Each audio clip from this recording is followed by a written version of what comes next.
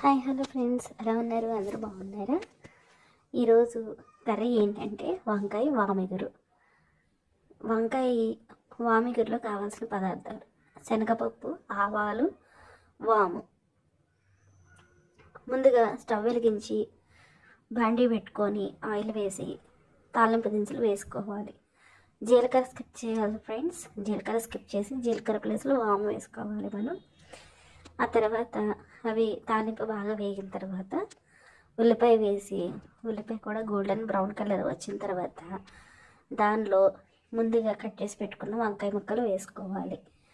వేసి ఒక 5 minutes మూత పెట్టేసి బాగా మగ్గనివ్వాలన్నమాట.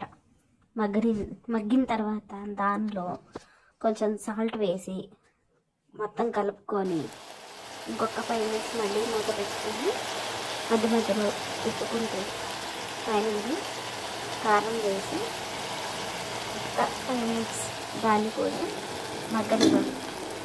అంటే చాలా సింపుల్గా వంకాయ వామిగురు ఈజీ ప్రాసెస్లో చేసుకునేటట్టు చూపించాను. నచ్చితే లైక్ చేయండి. ఈ వంకాయ వామిగురు అనేది ఎంతమందికి తెలుసో కామెంట్ సెక్షన్లో కామెంట్ చేయండి. Thank you friends for watching.